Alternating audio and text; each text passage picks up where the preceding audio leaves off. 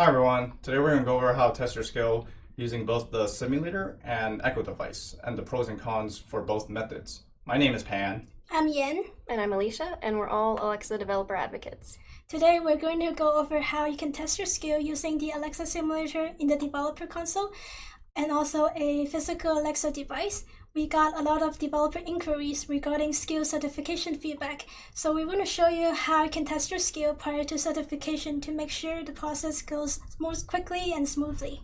Yep, today we'll be demoing the Alexa simulator first, and then demoing your skill on an Alexa-enabled device. We'll go over the pros and cons for each one during the testing, and we'll show you any issues that you might run into. Yeah, that sounds great. I'll let you two take it from here. Sure. Sounds good. Alright, first up, we're going to test the cakewalk skill using the Alexa simulator in the developer console. Like we mentioned, we have built a cakewalk skill using the cakewalk skill course. In addition to the English US language, we have added the English UK language.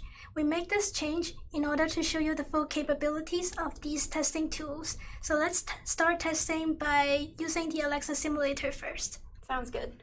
So we've navigated to the developer console and to our skill within the developer console.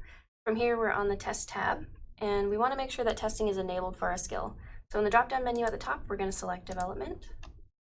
And then we also want to make sure that we're testing the correct language model for our skill. So on the left side here, we'll make sure that English US is selected. And then right next to that, you'll notice a text box where you can type your utterance or use the microphone icon to speak your utterance into the Alexa simulator.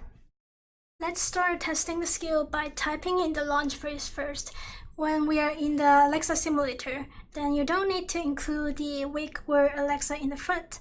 Also, for the purpose of this video, we want to demonstrate a potential recognition issue within the skill, so we have changed the invocation name to RTM's Cakewalk. In this field, I'm going to type in open RTM's Cakewalk and then hit enter. Hello, welcome to Cakewalk. What is your birthday? So it looks like when we type in the launch phrase, the skill was invoked correctly. But will the skill return the same result, same response, if we test it by voice? We should give it a try. Okay, so when we use the voice option in the Alexa simulator, we want to make sure that our microphone is enabled for our computer. And then when we use the microphone icon here, we want to make sure that we're clicking and holding it and say our entire utterance and then release it once we're done. All right, let's give it a try. Open RTM's Cakewalk.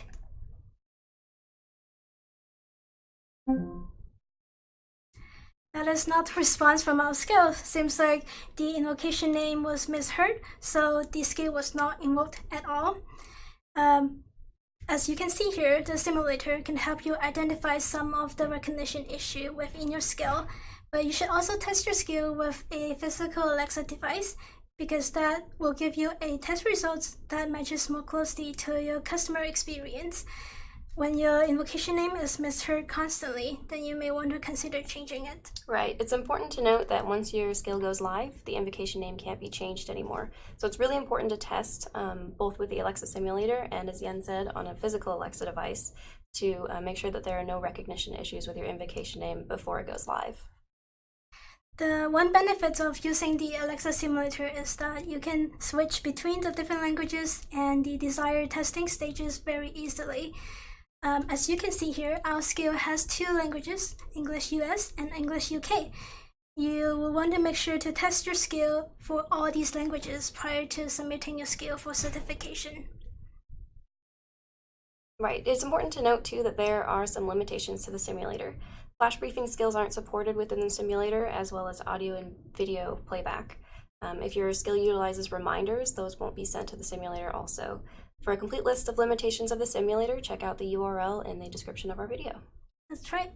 Now that we have seen how our skill will perform in the Alexa simulator, as we mentioned earlier, you should also test your skill using a physical Alexa device. In this part of the video, we're going to show you how you can set up the environments and test your skill that way. In order to test your skill using a physical Alexa device, you need to make sure that you set up the device using the developer account. Make sure the device is associated with the developer accounts that you developed your skill in.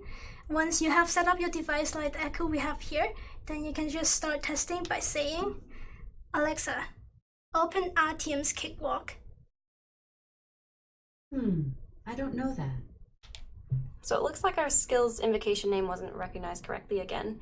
We can see exactly what Alexa heard by going to the Alexa web app at alexa.amazon.com. From here, we can select Settings, and if we scroll down to Alexa Account, we can see History. And on this page, you can see exactly what Alexa heard. So it looks like she didn't hear our invocation name correctly, so we may want to consider changing it. That's right. In order to change the invocation name, then we need to go back to the interaction model in the developer console.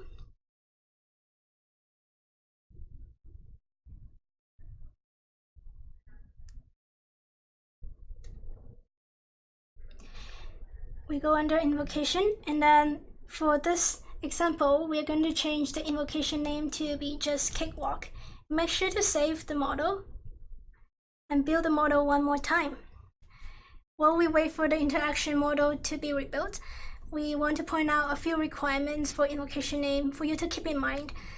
If your invocation name contains any abbreviations, then each letter should be followed by a period and a space. For example, for AB, then you'll want to have A period space, B period space. Invocation name should also only contain lowercase alphabetic characters, spaces between words, and possessive apostrophes. Also, if your invocation name utilizes numbers, you want to make sure that those are spelled out fully. You want to make sure that your invocation name is easy to pronounce and phonetically distinct so that it's not misheard by Alexa as well. For a full list of invocation name requirements, check out the URL in the description of our video below. That's right. Looks like the interaction model has finished rebuilding, so let's try to test the skill one more time. Alexa, open Cakewalk. Hello. Welcome to Cakewalk. What is your birthday? Stop. Goodbye. Awesome, so it looks like our skill was invoked properly this time. You can also test the different language models of your skill using a physical device. You want to make sure that the language setting matches the language model of your skill that you're testing, however. And you can change the language setting by going to alexa.amazon.com and selecting Settings. Click on your Echo device, and then click Language. And in this drop-down menu, you can change the language to match that of your skill. You can also change it in your Alexa app on your phone. One thing to keep in mind is that not all devices will support all languages in all regions. So when a specific language is not supported by your device, then you may want to test your skill using the Alexa simulator in the developer console, but make sure to utilize the voice option to fully test your skill. And that is it for today's demo.